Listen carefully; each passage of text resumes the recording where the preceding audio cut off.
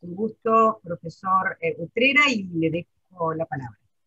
Muchísimas gracias, Patricia. Antes de compartir pantalla, saludarlos a todos. Muchas gracias por estar presente, por la invitación a la comunidad de escuelas argentino-alemanas. Muchas gracias por permitirme participar en este congreso. Voy a iniciar mi presentación. Procesos de planificación, diseño, implementación y evaluación de escenarios de enseñanza y de aprendizaje, y le podría haber agregado también de evaluación mediados por la tecnología. Haciendo una traducción, esto sería entornos virtuales, educación a distancia, como se decía antes, ¿sí? Ahora educación en línea, educación digital, educación virtual. Mi presentación se va a concentrar en qué aspectos o qué cuestiones tenemos que tener en cuenta para diseñar una clase en línea, hoy en día tan de moda, digamos. Seguramente todos ustedes tienen la oportunidad, el privilegio y el desafío de ingresar a un mundo un poco desconocido, digamos, ¿no? Creo que les puede ayudar también al desarrollo profesional de ustedes, a la práctica de todos los días de ustedes en el aula, con distintas situaciones que conocemos al detalle. Primero, brevemente, contarles un poco la situación que hemos transitado de alguna manera todos los docentes o el mundo educativo. Fuimos de alguna manera desalojados, sacados de la presencialidad y pasamos de la noche a la mañana a la virtualidad. Eso sin duda ha sido una situación sumamente compleja, por muchísimas situaciones. Este pasaje de la presencialidad a la virtualidad ha sido, como puse aquí, sin escalas, sin un tiempo de formación.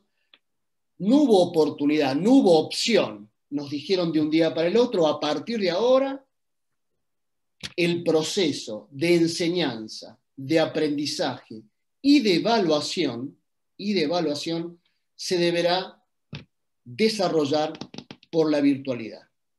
Cuando yo estudiaba en la universidad, siempre los profesores o mis profesores hablaban del proceso de enseñanza y el proceso de aprendizaje. Y me llamaba la atención a mí, ¿por qué no nombraban la evaluación? Bueno, es parte del proceso la evaluación.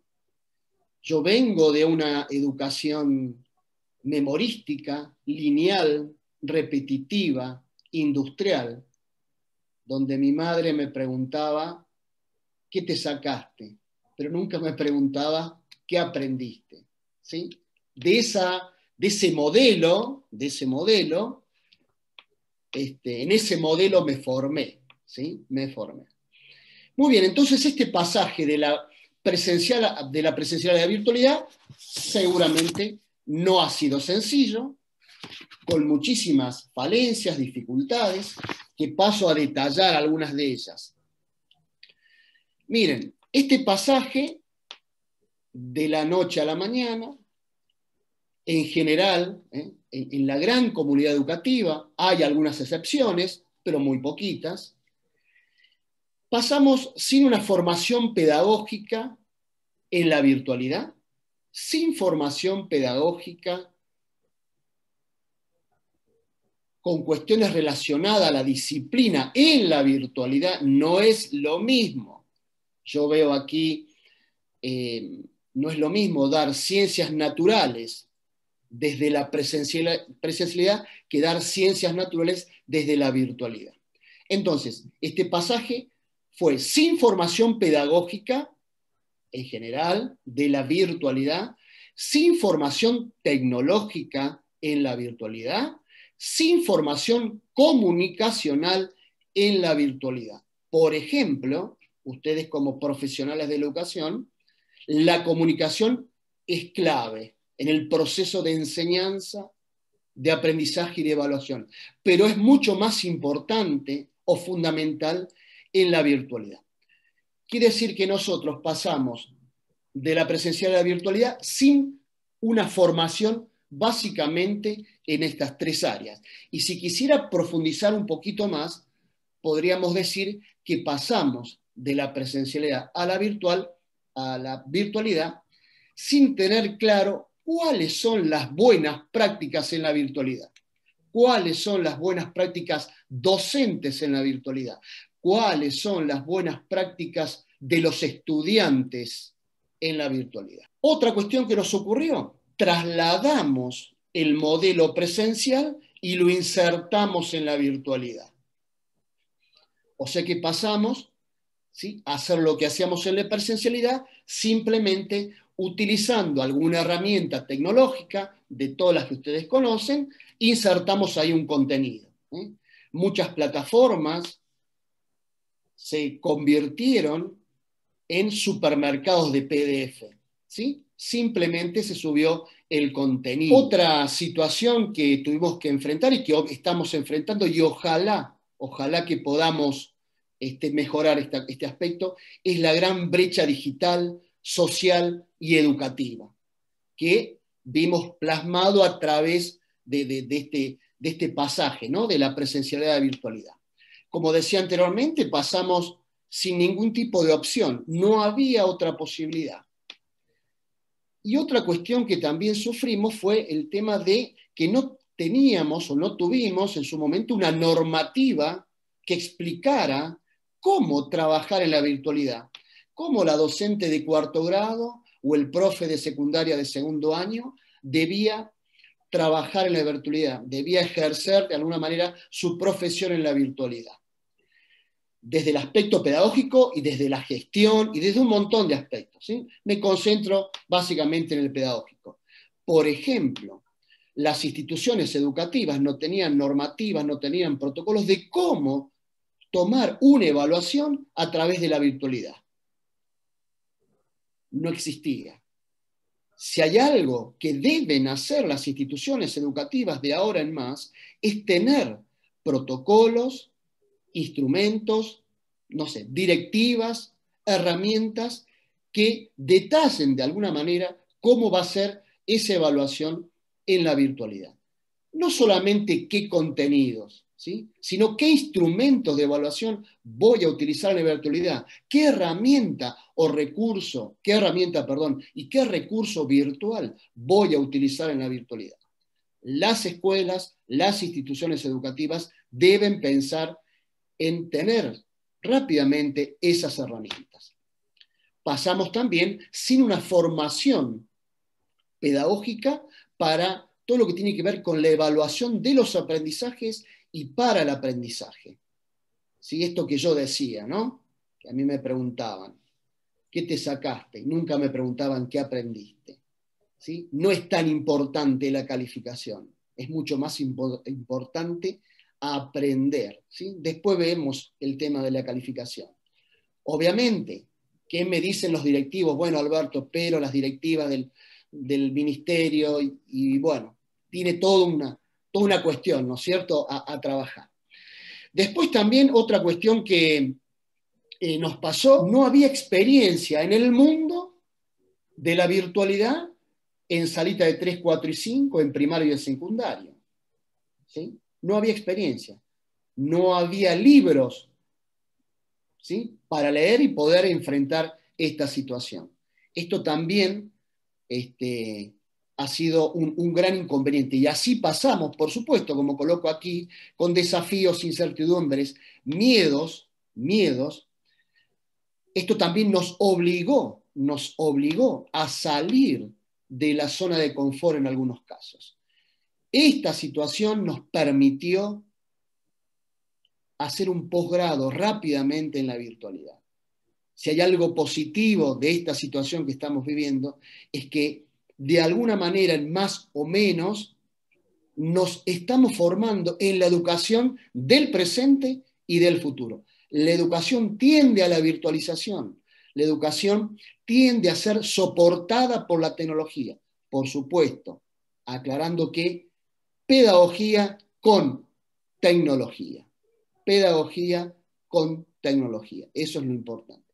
Por supuesto, en diferentes contextos también, Hubo instituciones educativas que tenían conectividad, que la comunidad educativa tenía la tecnología, que la institución educativa tenía una plataforma sincrónica y una plataforma asincrónica, Zoom o Moodle, por ejemplo, o Blackboard, pero otras no contaban con estas herramientas. Entonces, realmente ha sido muy, muy complicado intentar lograr esto que se habló muchísimo, que es la vinculación pedagógica, la vinculación con el alumno y demás. Esto no ha sido sencillo.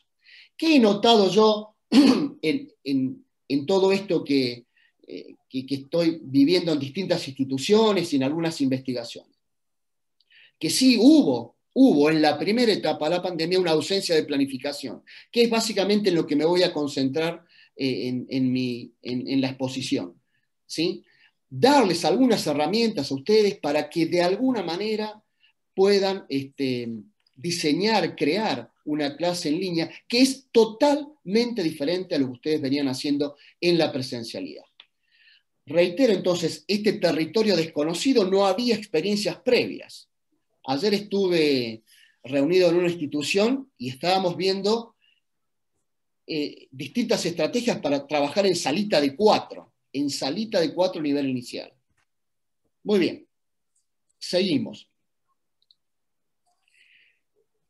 Así pasamos de la presencialidad a la virtualidad, con un montón de aspectos que ustedes ya tal vez lo conocen mejor que yo.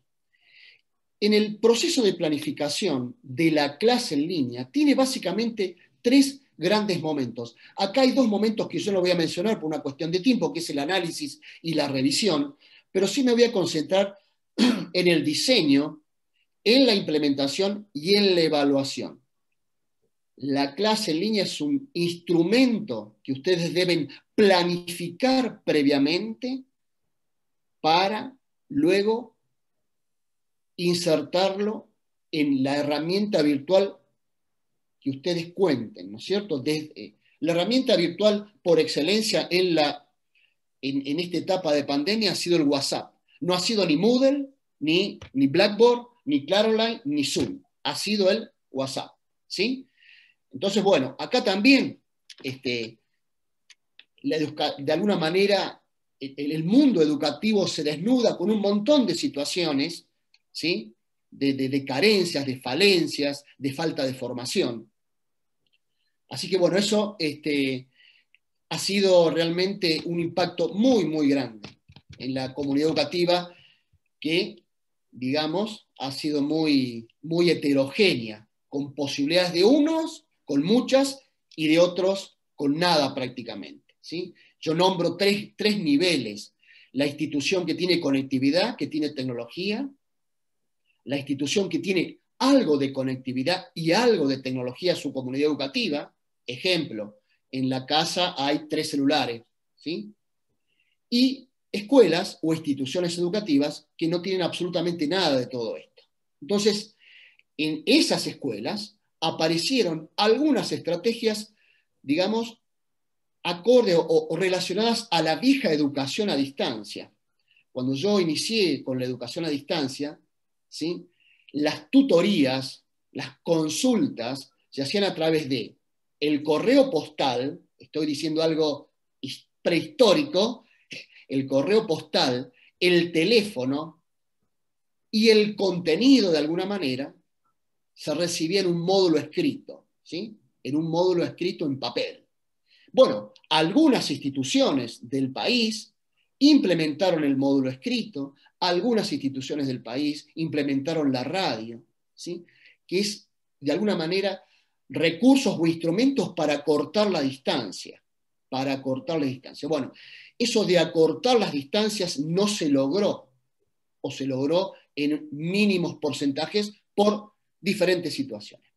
Muy bien, entonces estos 3 grandes momentos. Vamos a suponer que Patricia tiene que dar una clase de la fotosíntesis, ¿sí? Una clase en línea. Patricia debería, respetando las buenas prácticas en la virtualidad del docente y del estudiante, Patricia debería hacer una planificación que seguramente ustedes la conocen como secuencia didáctica, ¿sí? Yo no intento no utilizar ese término porque me recuerda más a la educación memorística, repetitiva, lineal, ¿sí? Entonces, bueno, le pueden colocar el nombre de alguna manera que ustedes quieran, pero es importante en la virtualidad que exista, que esté presente fuertemente la planificación previa. Dentro de esa planificación previa, un instrumento que debe tener el docente en la virtualidad es la clase en línea. Entonces vamos a suponer que Patricia, reitero, tiene que dar la fotosíntesis y empezó a armar su clase en línea, que no la va a empezar a diseñar desde la computadora. Va a implementar, que después yo le voy a enviar a la organización, a Patricia, un modelo, que es una plantilla básicamente, que se debe completar previamente, respondiendo una serie de preguntas, pero que le va a ayudar a Patricia, ¿sí?, a diseñar esa clase en la virtualidad, Entonces, esa clase en línea tiene 3 grandes momentos. El diseño, la implementación. El diseño lo hará con lápiz y papel en un principio. La implementación lo va a hacer a través de la herramienta que Patricia cuente, ¿sí? Y después vendrá la evaluación. Estos 3 procesos, ¿sí?, deben estar de alguna manera contextualizados, ¿sí? Contextualizados. Si no, es muy difícil.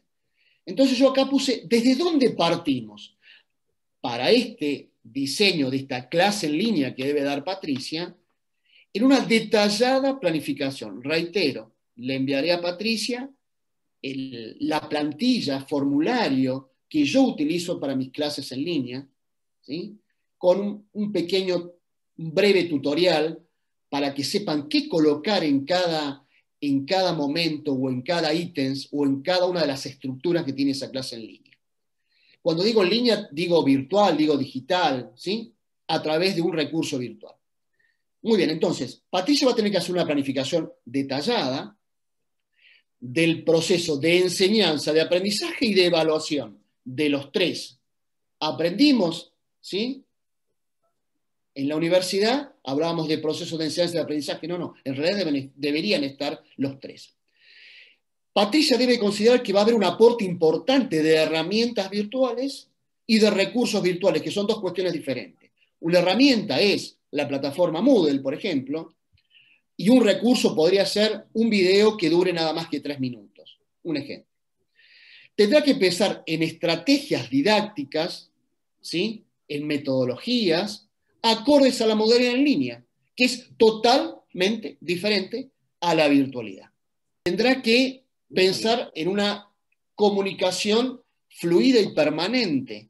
Si hay algo que nos afectó a los docentes, aquellos que ingresaron al mundo de la virtualidad, fue la carga horaria, ¿sí? Los tiempos de la presencialidad, de la virtualidad son muy diferentes a los tiempos de la presencialidad, ¿sí? Hay una mayor carga horaria.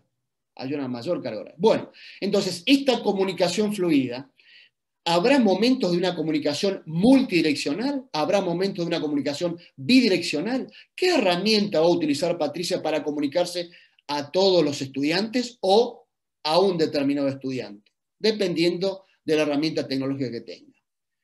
¿Qué acciones motivacionales va a tener en cuenta Patricia para esa clase en línea? Todo esto lo está pensando previamente Patricia en la planificación. Habrá una variedad de recursos educativos multimediales conocidos por todos ustedes. A veces es preferible, ¿sí?, tomar ya un video producido por un especialista. Tal vez no es especialista del contenido, pero sí es un especialista en diseño y demás, en ponerse ustedes a generar un video. Eso es perder tiempo. Hay recursos educativos multimediales sumamente interesantes que en 3 minutos explican la fotosíntesis. Muy bien, Patricia tendrá que tener en cuenta este monitoreo y seguimiento permanente de la virtualidad, de los procesos de enseñanza y aprendizaje en la virtualidad. Diferentes herramientas para la evaluación online. Dependiendo la herramienta que tengas, podrás utilizar una herramienta para evaluar, existen muchísimas, a través de la virtualidad. Tal vez Patricia tendrá que animarse a pensar otro tipo de evaluación, ¿sí? Desde la concepción, desde la génesis de la evaluación. Reitero, no es tan importante la nota, lo importante es aprender, ¿sí? Y no me extiendo en esto. Después, promover y favorecer la autonomía del alumno, para que Patricia, cuando abre su correo o la herramienta que tenga, no tenga 40 consultas sobre una determinada cuestión. Bueno, todo eso implica una ingeniería, una estructura, una preparación, un pensar la clase sin haber tocado la computadora, es pensarlo, reitero, lápiz y papel, respondiendo a algunas cuestiones que más adelante les cuento, ¿sí? Muy bien, o sea que nosotros tenemos que partir desde aquí para pensar esa clase. Y habría muchísimas más cuestiones a considerar para esta clase. Bien, este proceso de planificación, diseño, implementación y evaluación debe estar contextualizado. Si no, el viaje de Patricia en la virtualidad no va a ser placentero. ¿Y por qué debe estar contextualizado? Y coloqué algunas cuestiones a considerar. Debe estar presente la flexibilidad en las carreras a distancia con modalidad en línea, la educación a distancia, como se decía en el siglo XX. Una de las características más importantes es la flexibilidad. Es la flexibilidad. Que no, esto no implica que hagan lo que ellos quieran, pero es importante. Otra cuestión, trabajar en la incertidumbre, trabajar en los imponderables. Esta planificación debe pensar previamente, Patricia, si se cortó internet en una evaluación en línea, ¿cuál es el procedimiento que va a tener Patricia con ese estudiante? Por ejemplo, nombro una, imponderables. Reitero, si estoy tomando una evaluación en línea sincrónica, se cortó internet, ¿cuál es el procedimiento a seguir? ¿Qué debería estar en el protocolo? ¿Qué debería estar en el protocolo o la directiva, ¿sí?, de la institución con respecto a las evaluaciones en línea? Estar preparado para los cambios permanentes. Un alumno que estaba en la burbuja 1 pasó a la burbuja 2, ¿sí? La brecha digital, la brecha edugeneracional, que tal vez sea la más importante, ¿sí? Tal vez en los niveles más bajos, el estudiante, el alumno necesita el apoyo de papá y mamá, no así en los niveles más altos. Bueno, hay pensar. Cuando Patricia piense su clase, debe conocer al detalle el perfil de sus estudiantes, al detalle, y con algunos detalles también familiares. Ahí, cuidado con la brecha edugeneracional. Algunas necesidades especiales, ¿por qué no? Un estudiante que no pudo participar de la clase por la situación que sea, tal vez necesite algún apoyo extra de Patricia, ¿sí?, que tenga que ver con su clase. Y algo que trato de siempre de comentar es animarnos a salir de la zona de confort. Hay que animarse. Esta situación que nosotros estamos transitando ha producido en el mundo muchísimos cambios. Yo nombro uno solo, voy a nombrar dos nada más. El mundo del trabajo en general. Hoy el teletrabajo se ha profundizado, pero en el mundo educativo, que es nuestro tema, ya hay nuevas formas de enseñar, nuevas formas de comunicarnos, el aprendizaje colaborativo, el aprendizaje cooperativo, nuevo modelo, nuevas formas de evaluar. este es el momento ideal para intentar salir de esa zona de confort, animarse a transformar, a innovar, a cambiar. El sistema educativo, reitero, considero que los estudiantes ingresan a un mundo del siglo, cuando van a la escuela, al colegio, del siglo XIX, del siglo XX, y salen del colegio y se encuentran con el siglo XXI. Entonces, preparar estudiantes para el siglo XXI. Muchísimas cuestiones espero que cambien a partir de esto que nosotros estamos viviendo, una situación sumamente compleja. Esta planificación que debe hacer Patricia debería sostenerse en alguna de estas cuestiones que estoy presentando aquí. Reitero, los imponderables, la flexibilidad, los cambios, los miedos, las incertidumbres. Vuelvo con el mismo ejemplo. El imponderable. Si hay una evaluación sincrónica, Patricia debe haber pensado previamente en su planificación cuál es la medida que van a adoptar ante esa situación. Cuando ocurrió todo esto, que transitamos la virtualidad, muchas instituciones no tenían respuestas ante esta situación, ¿sí? Generando, por supuesto, algunos inconvenientes. Reitero, creo que lo digo por tercera vez, cada institución educativa debe tener algo relacionado a esta cuestión, por ejemplo, de la evaluación. Bueno, continúo. Estos tres momentos que Patricia tiene en cuenta en esta planificación, en esta yo la he denominado ruta de enseñanza y de aprendizaje, para salir de la cuestión de la secuencia didáctica, que es instruccional, es 1, 2, 3, 4, es secuencial, ¿sí? En la planificación esto cambia, en esta ruta de enseñanza y de aprendizaje esto cambia. Hay tres grandes momentos, que es el diseño, la implementación y la evaluación.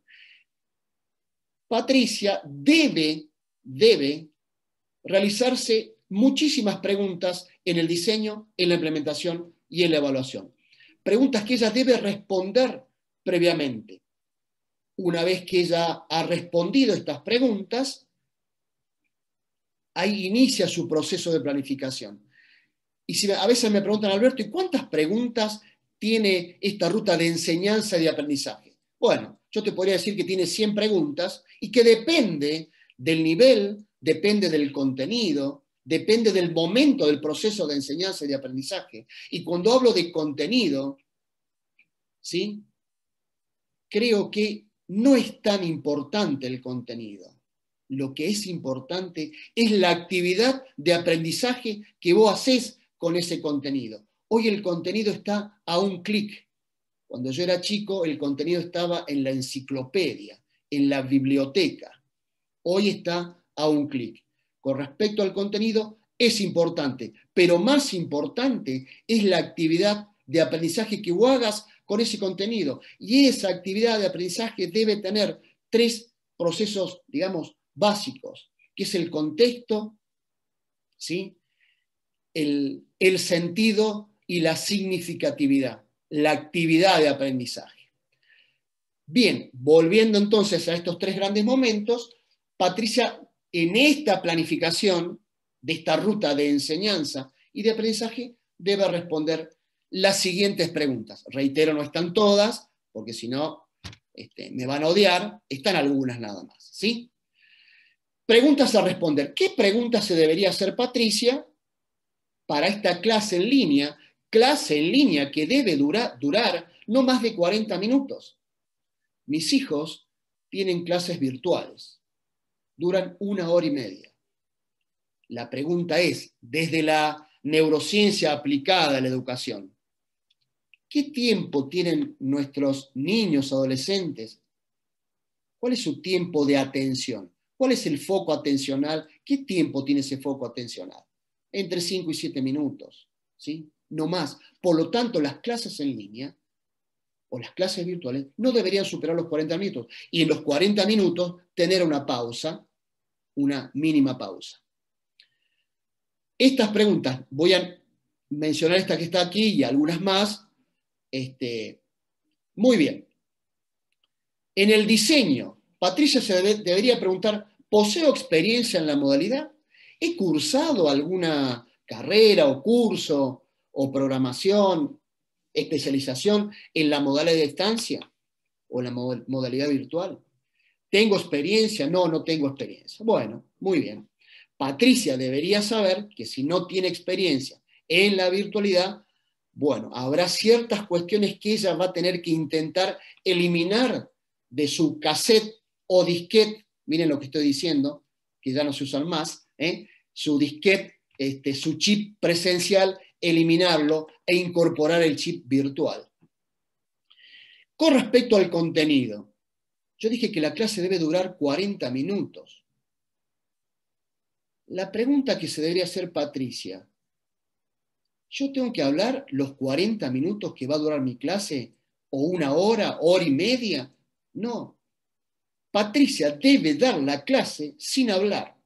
Y Patricia me puede decir, pero Alberto, ¿qué me estás diciendo? Sí, sí. Tus aportes, tu exposición, que esto es lo que estoy haciendo yo ahora, debería ser mínimo. Lo más importante es, ¿sí?, es el estudiante, la actividad que hace el estudiante con este tema que vos le estás proponiendo. Entonces, seleccioné el contenido para dictar en la virtualidad, prioricé contenidos de todo lo que yo tengo que dar, he priorizado contenidos, hice un recorte de la disciplina que yo tengo que dar, que tengo que brindarle a mis estudiantes. Hoy deben priorizar contenidos.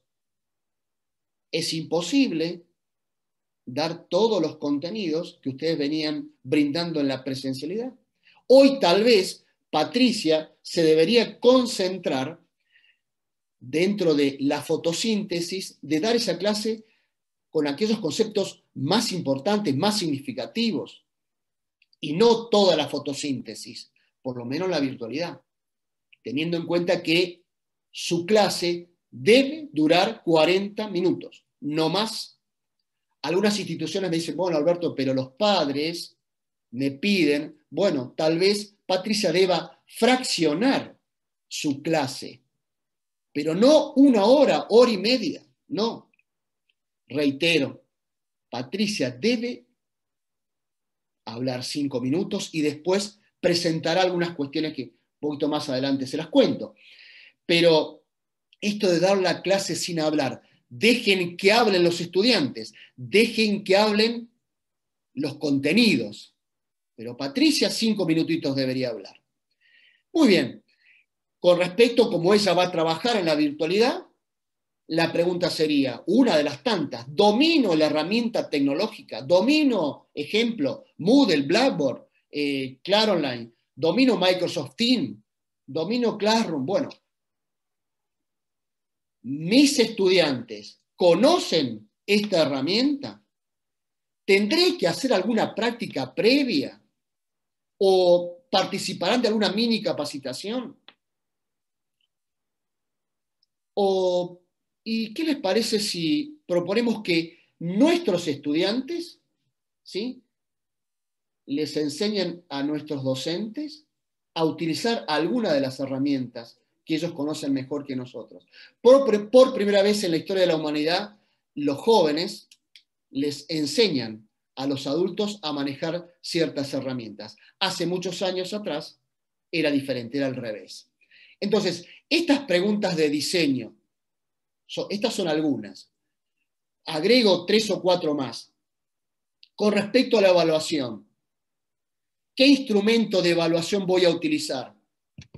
Voy a utilizar el famoso multiple choice, que no es tan malo el multiple choice, lo importante es el diseño de cómo elaboraste ese multiple choice.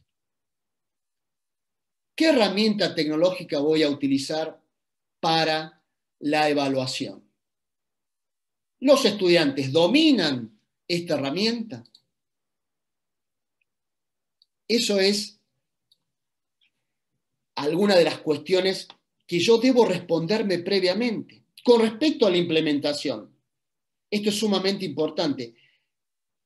Si yo tengo una plataforma, ¿Sí? Bueno, les indiqué el recorrido actual y los tiempos a los estudiantes. Les anticipo las posibles dificultades. ¿Qué contenido voy a priorizar? Estas preguntas deben tener sus respuestas previamente. En esta plantilla que le enviaré yo a Patricia, están distintas cuestiones que los ayuda a comprender un poco todo esto. Esto es una clase en línea, ¿sí? Reitero, son cuestiones relacionadas a la clase en línea. Y esto de quitarse el chip presencial y ponerse el chip virtual es sumamente importante. Ejemplo, con respecto a la implementación. Si yo tengo una plataforma sincrónica, Moodle, por ejemplo, o Blackboard, bueno, tal vez Patricia deba pensar en el diseño de su clase, pero después Patricia va a tener que configurar el aula virtual de Moodle o de Blackboard, que eso también implica muchísimo trabajo. ¿Y qué es configurar ese espacio virtual? La presentación breve de Patricia, la presentación del contenido, algún espacio de diálogo, una imagen, un video, bueno, todo eso requiere también de mucho trabajo. Ella simplemente aquí está diseñando su clase en línea, pero después va a tener otro trabajo que es todo lo que tiene que ver con la implementación o montar todo esto en la herramienta que cuente Patricia. Bueno, estas son algunas de las tantas preguntas que nos ayudan al diseño de esta clase en línea. Continúo. Acá Patricia, lo primero que debe hacer, antes de todo lo que yo dije, de responder estas preguntas, ella debe crear el escenario de aprendizaje. Debe crear experiencias de aprendizaje. Debe crear el escenario, debe crear experiencias de aprendizaje. Ese escenario de aprendizaje que está pensando Patricia podría tener algunas de estas cuestiones que yo he colocado aquí. No es necesario que estén todas. Podemos seleccionar una o dos, o tres, o la que ustedes quieran. Existen muchísimas, puse algunas nada más. Por ejemplo, voy a trabajar el error para el aprendizaje. Voy a utilizar desafíos, lo curioso, la emoción. Si hay algo que deben incorporar las escuelas, tiene que ver con la inteligencia emocional, con lo emocional, ¿sí? Con lo emocional. Si Patricia necesita dar esa clase, Patricia debe primero conectar con el ser humano y luego conectar con el estudiante. Si ella logra conectar con el ser humano, Patricia luego podrá conectar rápidamente con el estudiante o la estudiante Patricia. Entonces, esto de trabajar el juego, la recompensa, un tema de distintos puntos de mira, bueno, este escenario que piensa Patricia requiere un trabajo previo sumamente importante, que no tendría nada que tiene que ver, pero estaría aparte de la clase, ¿sí? Primero pienso el escenario, selecciono alguna de estas cuestiones que estoy viendo acá, existen muchas más, ¿sí? Y en la clase en línea, Patricia, si ella decidió que va a trabajar con desafíos o con la recompensa, el desafío y la recompensa debe estar presente en la clase, en esa planificación de la clase que armó Patricia. Es importante que ustedes como profesionales de educación crean este escenario de aprendizaje, creen un escenario de experiencias de aprendizaje. Este escenario debe tener elementos, que estos son los que están aquí, algunos, ¿sí? Más atractivos, más novedosos, ¿sí? En nuestros estudiantes, niños nacidos en el siglo XXI, ¿sí? Que no tienen nada que ver con los que nos tocó, digamos, a nosotros de alguna manera, ¿sí? En nuestro paso por la escuela. Entonces, este escenario, algunas de estas cuestiones, existen más, Patricia también va a recibir este material, que ustedes dicen, bueno, a ver, ¿qué dijo Patricia? Tengo que dar la fotosíntesis, perfecto. Primero voy a pensar mi escenario, lo pienso y lo voy a crear.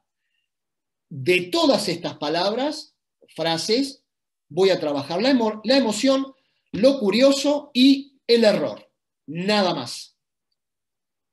Esto depende también del nivel, depende de la disciplina, depende del contenido. Continúo. Acá estamos ya pensando la clase, diseñando la clase. Ustedes saben que el cerebro cumple básicamente 3 funciones. Primero conoce, luego comprende y luego decide. ¿Sí? La escuela del siglo XXI debe enseñar a pensar, la escuela del siglo XXI debe enseñar a comprender. A comprender. Por lo tanto, Patricia piensa esta clase teniendo en cuenta estas 3 premisas, estas 3 máximas, digamos, el conocer, el comprender y el decidir. Debajo de todo eso está todo este texto que yo lo he colocado acá, que es la estructura que Patricia deberá completar para armar su clase en línea.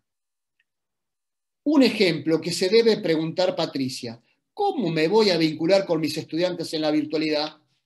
¿Qué estrategias motivacionales voy a utilizar? ¿Cuáles son los acuerdos previos ante la clase en línea? Un acuerdo previo, no sé, que tengan encendidas las cámaras, un ejemplo. ¿Qué disparadores cognitivos voy a utilizar? ¿Qué indicadores cognitivos voy a utilizar? ¿Voy a trabajar con respecto a las evidencias del aprendizaje? ¿Qué dedicación le voy a dedicar a cada actividad? ¿Qué instrumento? ¿Qué herramienta virtual sincrónica voy a utilizar? Bueno, todo esto Patricia lo debe responder en esta ruta de enseñanza-aprendizaje, que va a ir acompañada por un pequeño desarrollo de contenido. ¿Sí? 2 hojas A4, una sola carilla, donde Patricia presente la fotosíntesis. ¿Y cómo debe presentar la fotosíntesis Patricia? Debe ser un contenido atractivo, motivante, con cuadros, con imágenes, con esquemas. No debe ser un PDF de 20 páginas. Nadie lo va a leer. Sí debería, ¿sí? 2 hojas, 2 carillas, A4, presentando su contenido. Ese contenido lo debe recibir el estudiante 2 o 3 días antes y que llegue a la clase con ese contenido leído. Pero ese contenido debe estar trabajado por Patricia. Debe haber una mediación pedagógica, debe haber un procesamiento didáctico de Patricia, ¿sí? Que es muy diferente al texto, al libro. Ese contenido debe acompañar a esta ruta de enseñanza y de aprendizaje. En esta ruta de enseñanza y de aprendizaje, Patricia debe responder a algunas de estas cuestiones que están aquí. Cuando yo digo dedicación para cada actividad y presento los 3 grandes momentos de la clase, el inicio, el desarrollo y el cierre, pero le vamos a agregar en la virtualidad la pausa. Bueno, ¿qué tiempo le vas a dedicar, Patricia, al inicio? ¿Qué tiempo le vas a dedicar al desarrollo? ¿Qué tiempo a la pausa? ¿Sí? ¿Y qué tiempo al cierre? No solamente el tiempo, después deberá especificar Patricia qué actividad o qué cuestión va a pasar en cada momento. Cuando yo digo que la clase no debería superar los 40 minutos, tal vez Patricia deba presentar la fotosíntesis en 5 minutos.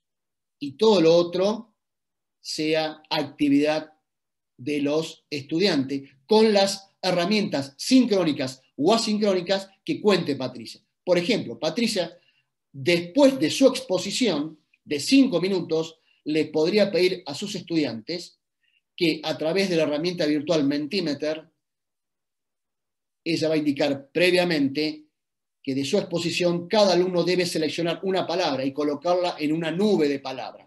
Esto compromete al alumno. Obviamente que Patricia va a avisar previamente que va a hacer esta actividad o esta estrategia. si podés utilizar Mentimeter, ¿sí? Existen otras también. Pero bueno, esto del compromiso de hacerlo partícipe al alumno de este proceso de enseñanza, de aprendizaje y de evaluación. Finalmente, de esta placa, entonces, creo que lo importante aquí es cuando planifiquen ustedes esa clase, recuerden el conocer, el comprender y el decidir. Y esta estructura que está aquí, ustedes deberán responder distintas cuestiones para saber, por ejemplo, cómo me voy a vincular con mis estudiantes.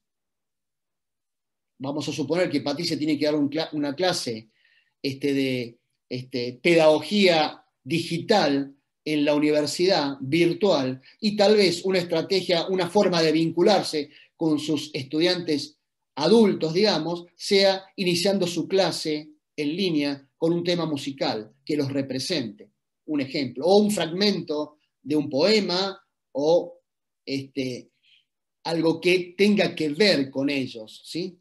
Bueno, esto es una forma de vincularme con mis estudiantes. Patricia debe acortar distancias y una forma de acortar distancia es lograr la empatía digital. La empatía digital. Primero Patricia debe conectar con el ser humano y luego con el estudiante. Si ustedes tienen en cuenta algunas de estas cuestiones, el paso por la virtualidad será mucho más placentero de alguna manera.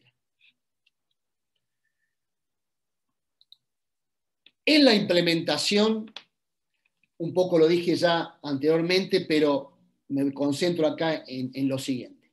Esto de dar la clase sin hablar, recuerden, si pueden, y la institución se los permite, y el ministerio se los permite, la clase no debe superar 40 minutos, y a medida que vamos bajando de nivel, debería ser menos, ¿sí? Debería ser menos. Dar la clase en una sola pantalla. ¿Qué quiero decir con esto? Que no, si están en los niveles más bajos de alguna manera, no presentar mucho PowerPoint o mucha pantalla, mucha actividad virtual cuando los estudiantes son muy pequeños. Obviamente lo podemos hacer ya con estudiantes universitarios o adultos, ¿sí? Esto de dar la clase en una sola pantalla. Trabajar la emoción, la empatía digital es clave. Es clave. El tiempo, les decía esto de los 40 minutos, y el contenido, que ya Patricia lo planificó y lo pensó mucho antes, debe ser breve. El contenido debe ser breve. Si es necesario, se va a priorizar contenidos, se hará un recorte de la disciplina que al profesional de la educación le cuesta o nos cuesta hacer ese recorte de la disciplina. ¿Cómo no voy a dar esto? ¿Cómo no voy a dar lo otro? ¿Sí? En este momento particular es clave que ustedes prioricen los contenidos. Cuando llegue el tema del contenido, la actividad del contenido, ¿qué debe hacer Patricia? Debe presentar estas tres situaciones. Debe presentar el contenido de la fotosíntesis y les debe indicar, el desafío es el siguiente, la actividad es la siguiente y la solución es la siguiente. Desafío, actividad y solución.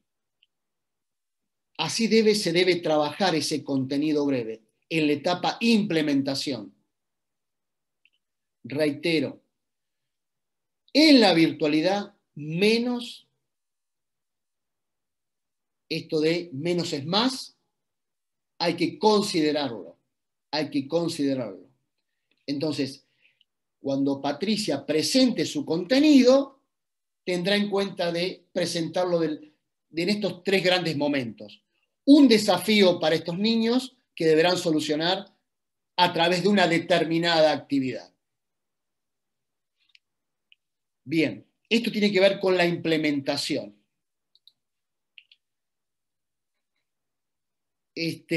Vamos ahora a la evaluación, que también un poco me adelanté, pero no importa, sirve. ¿Qué tendrá que tener en cuenta? ¿Existen protocolos de evaluación en la institución donde yo trabajo? Si no existen, sugiero que los diseñen y lo tengan claro. Eso es un aspecto sumamente importante. Diseñar evaluaciones no copiables. La evaluación no debe estar en Google. No copiables, ¿sí? En lo posible, evitar las evaluaciones sincrónicas. Es preferible, dependiendo del nivel donde trabajes, a veces es preferible que sea sincrónica y en otras oportunidades o en otros niveles que sea asincrónica, ¿sí? Entonces, dependiendo del nivel, ¿no es cierto? Accesible que esa evaluación, que puede ser sincrónica o asincrónica, que sea accesible de diferentes dispositivos, desde el celular, la computadora, la tablet y demás. El tiempo de evaluación, vamos a suponer que Patricia elaboró una evaluación en línea, online, con conexión sincrónica, no debería superar los 15 minutos. No debería superar los 15 minutos. Por lo tanto, si ella pensó que no debe superar los 15 minutos en la planificación, en el diseño, al principio de todo este camino a recorrer, Patricia ya pensó cuáles van a ser esas preguntas o cuál va a ser la actividad que va a durar nada más que 15 minutos. Considerar la tecnología. Ustedes lo saben, hay instituciones que tienen Moodle o Blackboard o Zoom, y hay otras que no tienen estas herramientas. Entonces habrá que pensar en alternativas para la etapa de la evaluación. Esto de operar diferentes indicadores cognitivos, ¿sí? Bueno, acá todo el pensamiento de Benjamin Bloom. Normalmente nosotros en educación, si tenemos que redactar un objetivo, siempre colocamos el conocer. ¿Sí? El conocer es el verbo por excelencia. Sería importante que empecemos a utilizar el aplicar, el clasificar, el fundamentar. Esos son los más importantes, porque trabajamos otro nivel de pensamiento cognitivo, utilizando el planificar, el analizar, el sintetizar, el fundamentar, y no tanto el conocer, ¿sí? O lo podemos combinar, ¿sí? Pero muchas veces siempre aparece el conocer. La actividad que van a desarrollar tiene sentido, tiene significatividad y tiene contexto. La evaluación debe estar contextualizada. Que no me pase lo que me pasaba a mí cuando yo estudiaba, ¿sí? Mis evaluaciones no estaban contextualizadas. Y bueno, todo lo que un poco lo presenta la neurociencia, la neurodidáctica, la neuroeducación, esto de las evidencias, de las actividades de la mente, eso también es muy, muy importante considerarlo. Con respecto a la evaluación, una síntesis, si ustedes lo piensan previamente, reitero, en cualquiera de los tres momentos, el paso por la virtualidad va a ser mucho más placentero. Muy bien, y como conclusión, yo me he concentrado en estos tres grandes momentos que tienen que ver con el diseño de la clase en línea. Diseño, implementación y evaluación. Existe una plantilla, esa plantilla está compuesta por distintos ítems o puntos que el docente en esta planificación de esta ruta de enseñanza y de aprendizaje debe completar o debe responder a través de distintas preguntas. Luego, esa planificación se va a insertar en el mundo virtual a través de la herramienta que ustedes tengan. Es importante tener en cuenta estos tres grandes momentos, hacerse las preguntas, responderlas previamente, prepararse previamente e intentar salir de esa zona de confort e intentar dejar de lado la escuela lineal, memorística, repetitiva, industrial y pasar a la escuela del siglo XXI, ¿sí? Que implica una formación pedagógica específica en la virtualidad, una formación tecnológica en la virtualidad, una formación comunicacional en la virtualidad, una formación de tu disciplina, la que sea, en la virtualidad. Si yo hoy tengo que dar ciencias naturales, yo debo conocer que existen herramientas y recursos relacionados a los simuladores o a los laboratorios virtuales. Por ejemplo, Bueno, todo eso hace que la educación o los procesos de enseñanza y de aprendizaje sean más atractivos para jóvenes, para adolescentes, sumamente estimulados, que dominan mucho mejor que nosotros las tecnologías y todo el mundo digital. Entonces, finalmente, necesitamos formación, ¿sí? Yo creo que la escuela, la institución educativa debe cambiar a partir de esta, por ahí, triste experiencia que estamos transitando, de que la educación tiende a la virtualización, que la educación va a combinar esto de la bimodalidad o las dos modalidades juntos, lo semipresencial. Aquí coloco, no será la misma, y no debe ser la misma porque es la oportunidad para cambiar, para transformar, para innovar. Yo creo que como el mundo cambió, como el mundo del trabajo también cambió, bueno, la educación también debe cambiar. Este es el momento. Entonces habrá que pensar en nuevas formas de enseñar, en nuevas formas de aprender, en la pedagogía digital. Habrá que pensar en nuevos escenarios de enseñanza, de aprendizaje y de evaluación, en los entornos virtuales, ¿sí? Y la educación, como les dije y reitero, va hacia la virtualización, ¿sí? Entonces, aprovechar esta oportunidad que ustedes están transitando para formarse en esto de lo virtual, de lo digital, porque es presente y futuro. Bueno, les agradezco enormemente esta oportunidad que me han dado.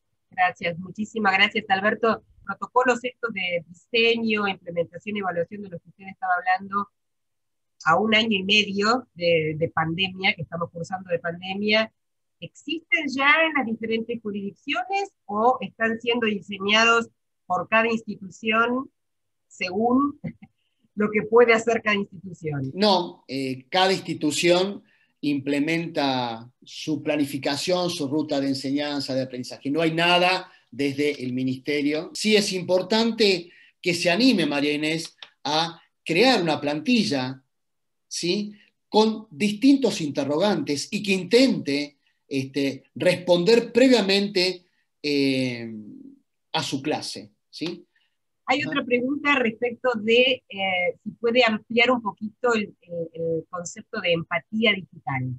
Para mí es sumamente importante esto de la empatía digital, ¿viste? Ponerse el zapato del otro, ¿eh? Hablando poco académico de alguna manera, ponerse en el zapato del otro. Esto de la empatía digital es sumamente importante porque vos lo que debes lograr es acortar esas distancias. Cuando yo inicié con la educación virtual, la educación a distancia, la distancia era 100 kilómetros o 120 kilómetros. Hoy en día la distancia se acortó a 20 centímetros. Se acortó a 20 centímetros. Hoy nosotros estamos hablando, yo estoy en Río Cuarto y muchos de ustedes seguramente por todo el país. Esto de la empatía digital es clave para favorecer, te permite o favorece el proceso de enseñanza y aprendizaje. Esto de poder conectar con tu estudiante. Ejemplo, yo podría decir, hola Patricia, hola Mariana, hola Javier, hola Germán. Eso es clave, ¿sí?, al inicio de una clase. Luego, podemos utilizar otras estrategias, por ejemplo, una canción, yo decía, ¿no es cierto? Muchas veces la cuestión académica está esto de la distancia. Yo elimino todo eso con la empatía digital.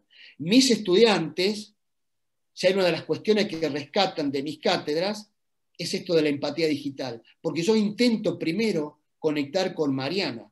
¿Qué le pasa a Mariana? No relacionado a la materia o a la asignatura. ¿Qué le pasa a Mariana, ser humano? ¿Sí?